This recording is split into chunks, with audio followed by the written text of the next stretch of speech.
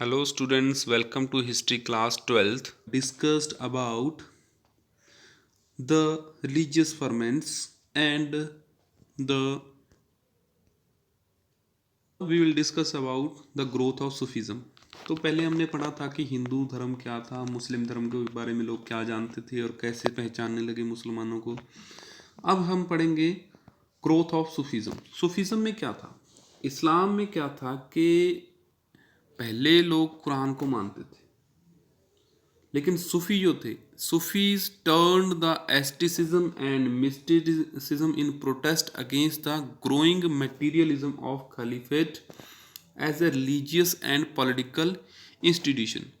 अब देखिए, जो मुस्लिम थे, मुस्लिम नहीं चाहते थे कि कोई मतलब ये जो सूफ़ी थे, सूफ़ी नहीं चाहते थे कि कोई मटेरियलिज्म की तरफ हम जाएं, लेकिन जो खलीफा थे, रिलीजियस हेड ऑफ मुस्लिम, इनको पॉलिटिकल पावर गेन करने का थोड़ा सा ज़्यादा इंटरेस्ट पैदा हो गया था, पॉलिटिकल इंस्टीट्यूशन की तरफ ये ज़्यादा बढ़ने लगे थे।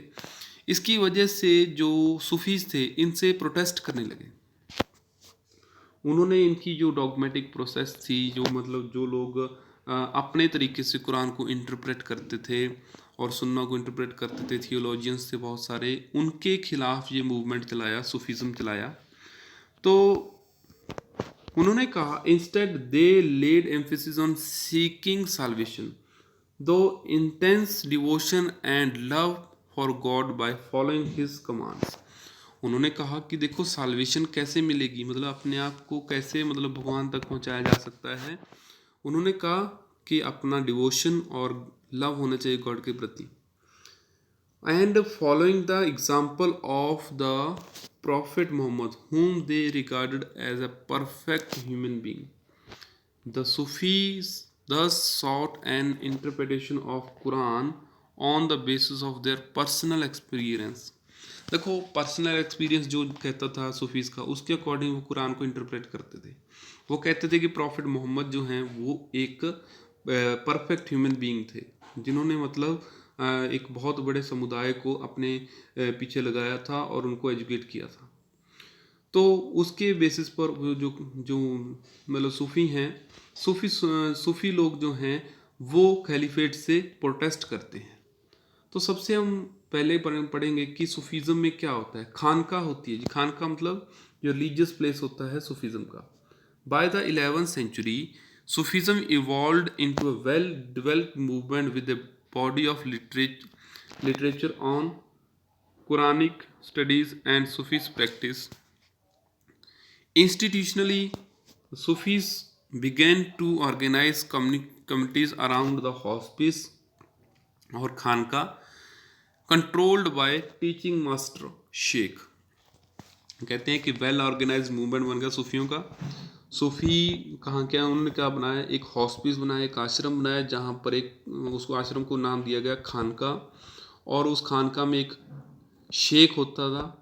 और ये सिस्टम कैसे चलता था, टीचर और डिसिपल के बेसिस पर चलता था, मतलब गुरु और चेला के सिस्टम पर चलता था। गुरु को पीर और चेले को मुर्शिद कहते थे। ठीक है जी। तो सॉरी, पीर और मुर्शिद जो थे वो गुरु को कहते थे और डिसिपल को मुरीद कहते थे। He appoint enrolled disciples and appointed as खलीफा। जो शेख होता था वो खलीफा होता था, मगर he establish rules for spiritual conduct and interaction between inmates as well as between the lay person and the masters. मतलब उन्होंने कुछ रूल्स एंड रेगुलेशंस बनाए ताकि जो स्मूथ कंडक्ट हो सके सोसाइटी में।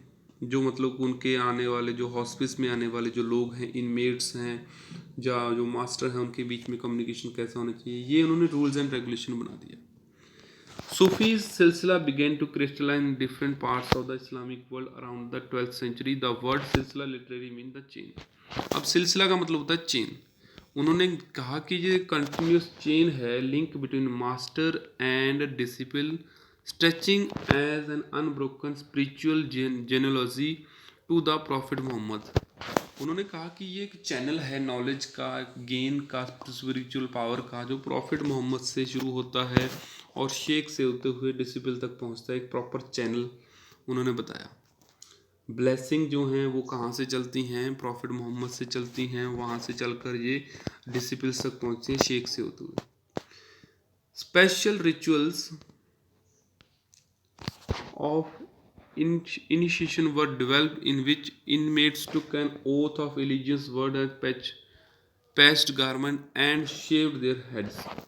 मतलब जो शुरुआत में आते थे इनमेट्स आते थे वो क्या पहनते थे, उनका दिया हुआ कपड़ा पहनते थे, शेख द्वारा दिया गया कपड़ा, बताया गया कपड़ा पहनते थे। पैस्ट मतलब कि फटा पुराना नहीं कह सकते, हम कह सकते हैं कि ऐसा कपड़ा जो मतलब कि फेमस ना हो, पॉपुलर ना हो, वैसा कपड़ा पहनते थे और अपने सिर को शेव करके रखते थे।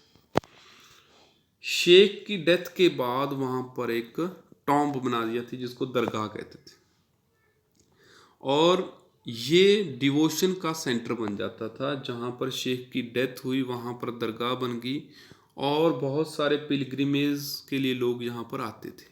ठीक है जी। और डेथ एनिवर्सरी को मनाते थे। जनरली तो बर्थ एनिवर्सरी को मनाते हैं, लेकिन यहाँ डेथ एनिवर्सरी को मनाया जाता था क्योंकि ये बताता था कि हमारा जो शेख है पहले हमारे बीच में रहते थे, अब उनकी यूनियन गॉड के साथ हो गई है। This is because people believed that in death saints were united with God।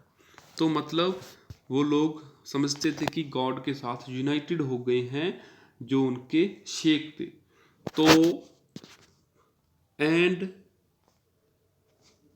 Were thus closer to him than when living, मतलब जब वो जिंदा थे तो उनके साथ पास थे, अब वो गॉड के साथ चले गए। People sought their blessing to attain material and spiritual benefits, thus involved in the cult of Sheikh revered as वली। तो इस तरह से शेख को वली का नाम भी दिया गया था। मतलब लोग ब्लेसिंग लेने के लिए यहाँ आते थे। और उसके बाद आता है आउटसाइड खानका। खानका के बाहर क्या होता था, मतलब खानका तो थी, आपने पढ़ लिया।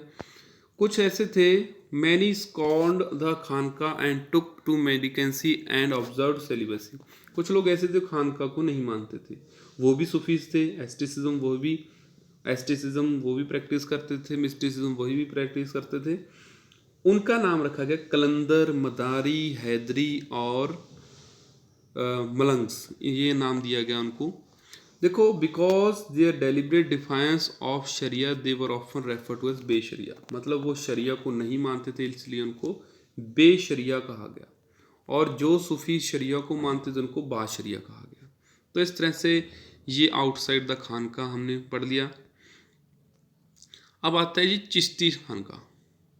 चिश्ती कौन थे, इसके बारे में हम नेक्स्ट वीडियो में पढ़ेंगे। तो तब तक आप इसके बारे में पढ़िए जो हमने पहले पढ़ाया है। Thank you.